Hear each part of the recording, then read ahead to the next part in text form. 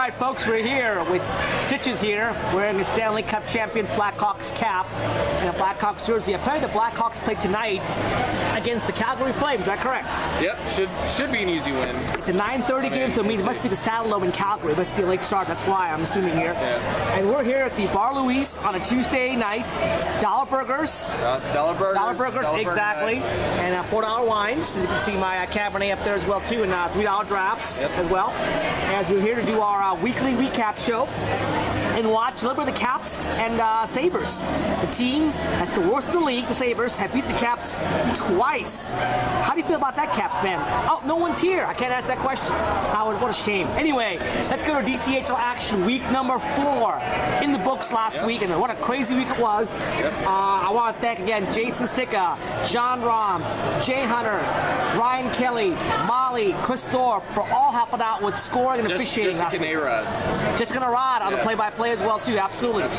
Doing a great job helping out because we were having some referee issues last week and we were able to survive that. Thank you again for all your help and making everything go smoothly as well too. Right, Neil and Andy both suffering a grizzly bear attack, injured. Apparently. And, they've survived. They are expected to make full recoveries, but we wish them a speedy recovery after fighting off one or two grizzly bears. I can't remember how many there were, but that's we'll file this week actually. Yeah. Week 4 action, week 4 in the books here. Pro Rec and X Division style. Let's go with the Rec Divisions as we always do. Rec Division first. The game that actually was, let's just go by the order of the games that were played out there. Okay. L2T and Scaps, the first game, opening game. I think you were there for that game. You made that game. I'm there for all the games. L2T and Scaps game that actually was very well played. Defensive effort, 1-1 tie. Your thoughts on that game? Both teams were very evenly matched. I mean, they tied, 1-1 tie. Low-scoring game, but a fun game to watch still. John Roms having another solid game in net. Absolutely. You know what? And I don't know what else to say. I do give John enough accolades on Facebook and also on the stat sheet play of the game. I honestly think, and this is my unbiased opinion, if you look at all the goalies out there, male or female, gender not included in this case, John Ross is probably the most consistent top goalie we have in the league. Yeah, I would. If you want to have one goalie, you want back there, and we have so many great goalies in our league anyway, as it is, female and male. But I think John Robb is the most consistent, top-notch goalie we have in the league out there. So he deserves that credit. I think he makes the Scabs as good as they are. Without John and net, they may be in trouble. But they played very, very well. Richard Hinton, I thought, had a great game defensively speaking as well too. But the L2T last-minute goal tied the game up at 1 apiece, and a crazy sequence at the end where both teams got penalties each, and then the goal was Scutcher scored on a 4-on-4 goal, but the Scabs sent their players out on the floor, not knowing that it still was a 4-on-4 goal, which cost them a penalty, but they were able to kill off the short power play and end the game in a tie. Yeah, confusing sequence for everybody involved, referees, scorekeepers, everyone.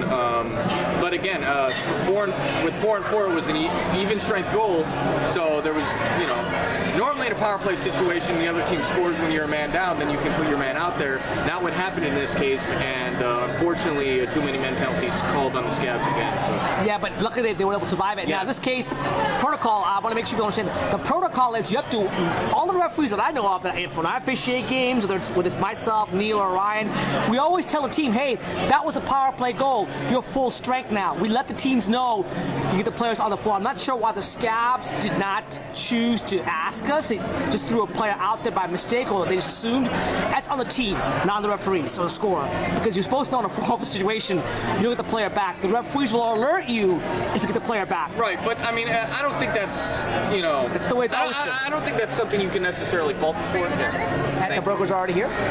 Thank you, appreciate it. You're welcome. Fries? Yep, Fries over here as well, too. Thanks. I mean, dollar burgers and fries. Anything else you need right now? No, we're fine. Okay, I'll be right back. Yeah. Thank you, appreciate it. I mean, how often does that situation come up? So I don't think that's necessarily... Actually, it's happened a couple times this season, to be honest with Jason. Had a couple times to do. I don't know. I still don't think that's something you can necessarily fault the team for. I mean, obviously they should ask for clarification from the refs if they could put the man out there. But I mean, I could see it being an easy mistake to make. But if the mistake made, they should be penalized for it. I'm not disputing. net. Absolutely. But I'm not saying that was like a like a no-brainer. Oh, why did you do that type of thing? I mean, but the protocol is you don't go out there until the referee tells you. You ask the referee. Right. You don't assume, and the teams assume in this case. That's why they got penalized fairly. Right. I thought as well too. So a good game though. It was a very good game. Yeah, absolutely. A 1-1 game. Both teams I think deserved a tie. It was worth of a tie as well too. John Rahms played very well in nets obviously, and L2T now they played 4 games. They have 2 ties. You know what's holding them back from being 4-0 or 3-1? I don't know. Maybe. I think it's probably bad luck. They never quit. They always have team. they Yes. always have fight in them, and I think it's just one of those things where eventually the luck is going to create itself. You know, right now they might a couple of bounces might not be going their way that you hope would go their way, but as long as they continue to grind out and play hard, I think that will eventually work out in their favor. They are better than you think. No, I think they're a very good team as well too. Again, in a reg division, unless you have that extra ultra competitive scoring, everything's going to be the same bandwidth out there. I think they played very, very well. They're a good team. They only have 1 loss. So that's not saying they're not playing well. What is holding them back is maybe a couple more extra goals scored. Obviously, is what they need out there to get the goal as well too. Jason Wagner doing a good job for them. Well, Ken did not play up front on defense. A good deep team. Right. Just a couple extra goals here and there that could be easily 3-1-1 or 4-0 in this case out there. Game number 2 was the Untouchables against your Greenback Boogies. Another tie. Yeah. In a game that Vegas Sun said, I can't believe the Boogies are only a half a goal favorite. They should be a clear-cut favorite. And you know what? The line was better than Vegas Sun. The game ended in a tie. So if you had wagered on the Boogies minus a half, you would have lost in this game. A great game. Actually, I did officiate myself. A good game, a 3-3 game. A game that went back and forth between both teams. I think both teams had momentums going one way and the other. But seesaw back as well too. And ended up in a 3-3 tie. Your thoughts? You were out there on the floor. You actually scored a pretty good goal, if I recall correctly. Yeah, I did. And I think you were one of the stars as well too. That nice goal. Your thoughts? Was there a solar eclipse that night? I don't remember. or a full moon maybe? Yeah, maybe. Yeah. Your thoughts that game? You know, me and actually captain of the Untouchables, Jessica Nayrod, were talking about it. That was probably the fastest rec game I've ever seen in terms of just raw speed. I mean, both teams had pretty full benches, and I think everyone was pretty gassed by the end of it. Untouchables doing a great job shutting down Andrew Kramer, who's normally our leading scorer. Correct. So but we still got scoring from other players. I think Daniel scored a goal. I think Brendan scored a goal. Yes. And then I scored a goal. Correct. So clearly not just Andrew Kramer, but again, when you shut down Andrew Kramer, that definitely gives you a little more leeway to play your style of game. So Untouchables, I think, did a fantastic job, just really utilizing their speed and sticking to the strategy that they had. That was always a good defensive team out there. They play good defense, they play good effort, so I was impressed how they were able to shut down Dr. Dre, Andrew Kramer, and Vanilla Ice, Daniel Ruber. Those names are not going to stick. Yeah, well, they're going to stick as hard. So that's one unique for them as well, too. You know, like I just mentioned about L2T a little bit ago, Untouchables are better than you think. And the weekly power rankings that anonymous analysts have been putting out, they've been ranked kind of towards the bottom. The Untouchables they're moving up now, I think they are. They're better than you think, and they're playing that way. They've got points in the last 2 games. And so look for them to And they almost beat the Warriors. I mean, they almost beat the Warriors. Yeah, absolutely. But again, almost everybody almost beats the Warriors. You know, the Warriors don't impress team. They just win by 1 goal. Well, we'll get to that later. Yeah, later on. But the final point I want to make is that was just a fun game. That was a fun game. Question. Certainly to play. Agreed. One good question. The Untouchables have a new scorer now. John Gramlich, I believe his last name, Gramlich. He had a couple of goals against you guys, at least 1 goal. Your thoughts on John, what he brings to the table, and if he can be a scorer, can they move up and be a top 4 team? Yeah, I think they have the ability. I mean, it's similar to when you throw in an Andrew Kramer in a situation, or I'm pro Jake Ruby. When you have a dynamic scorer like that, that completely changes the dynamic of your team, and that completely changes, how far you can go, I think. Now, they've also got Fabian Mueller. They have Tway, who's got one of the harder shots from the point. He's the poor man's Wyatt Smith, maybe, of the Untouchables. Yeah, I mean, they have other tertiary scoring, but bringing a primary scorer to the situation makes you just that much more dangerous. Excellent point. Game number 3 we had Stingrays going against the 5-minute major. And again, these two, 5-minute majors are a team you always wonder who's going to be there for them. If they're the full roster, they can beat anybody. If they're on the full roster, they can lose to anybody out there. And you've seen that happen the last 2 weeks for 5-minute major. Going against Stingrays, who this week had no Dean Eastlake. So that was a very interesting matchup on paper. In a game where the team with a better roster won, I believe, the 5-minute major. Dean Young was there. Their secondary scoring was there. Kate Lukoff, Dchl All-Stars back. Good to see her back in Dchl from a time off. And the 5-minute major won a 3-1 grind-out game against the Stingrays. Your thoughts on that game?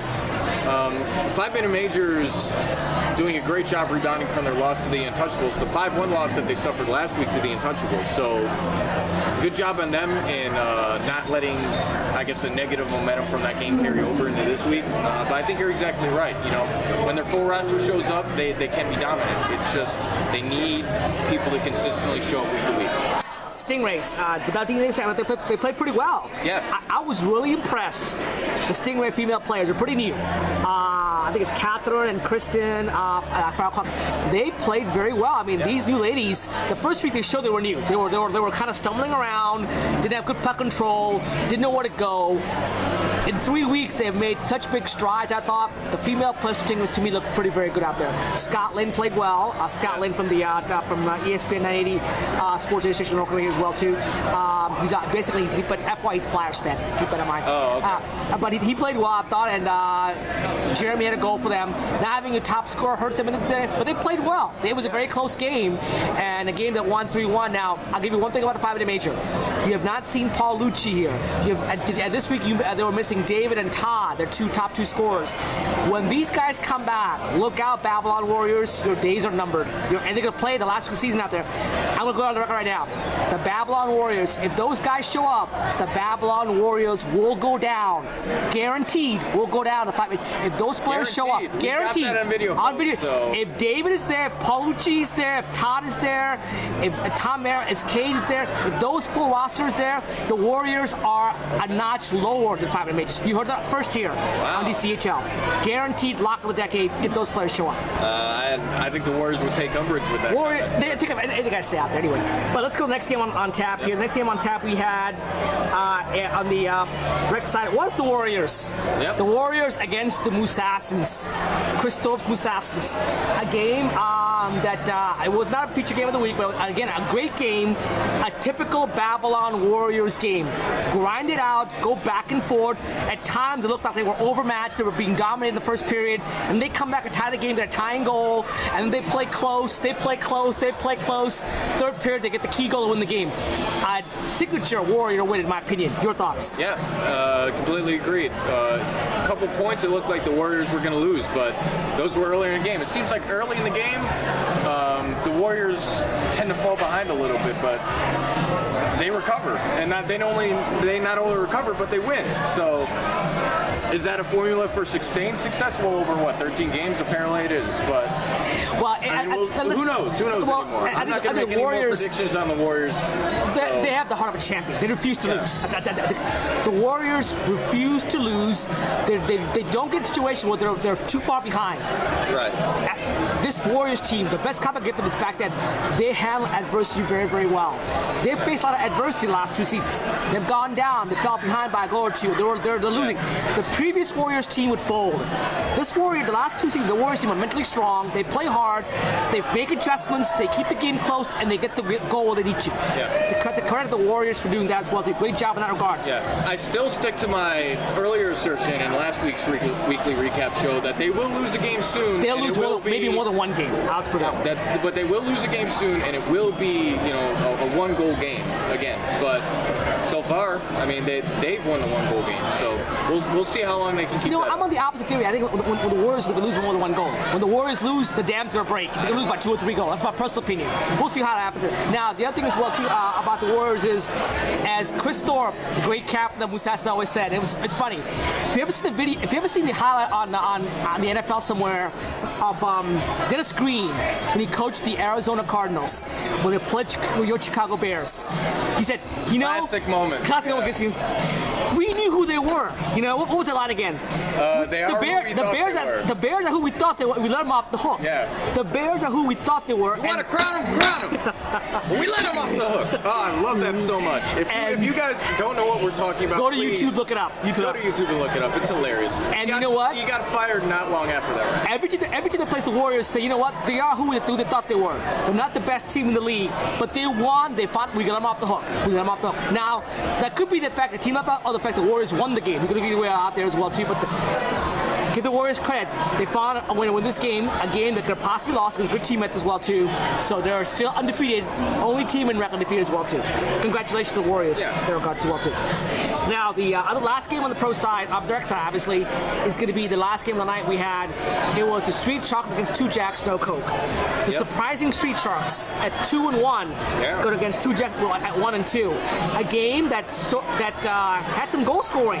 Yeah, 2 Jacks, no Coke, struggling to score goal this year, but they had at least 3 goals scored. But they fell on a late third period goal. Final score was 4-3, if I recall correctly. Your thoughts on that game and what you saw? You watched me in nets for 2 Jacks, no Coke as well too. I played in net for 2 Jacks, no Coke. Sean Sampson suffering an injury, not from a grizzly bear attack. No. I think he was working in the basement or something, hurt his hand. But so we wish him a speedy recovery as well. The things I saw, I mean, the goals that Street Sharks scored were very good passes, you know, in front of the net. Jacks having trouble picking up the open man in front of the net, and I think that's ultimately what did them in. There was one goal that I felt was a real fluky goal. It bounced off my stick in the air, didn't know where it was, and it happened to just go in the air and behind me and into the net, which bad break, yeah. Yeah, it's just a bad break, but. You take away that goal, it's 3-3. But I mean, the other 3 goals just good shots. You know, one shot came from the point, I think, and the other 2 were just passes in front of the net. Jacks got to do a better job, but the Jacks were short-staffed this week as well, and that's a point I really do want to emphasize. That Frank Modica wasn't there. He was there earlier for the X game, but not able to make it to the rec game. Chris Breen wasn't there. Yeah, Chris Breen wasn't there. Mick wasn't there.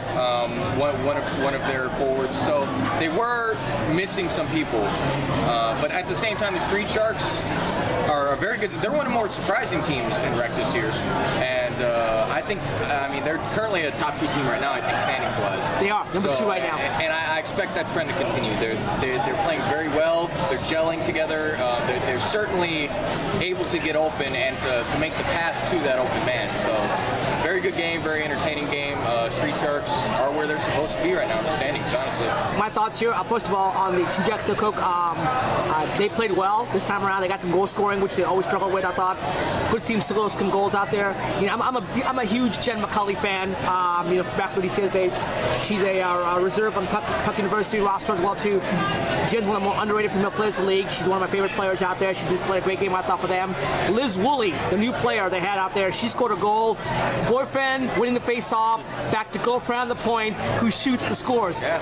I wish we had that on videotape for them, but we don't have it on videotape. But that's great to see that as well too.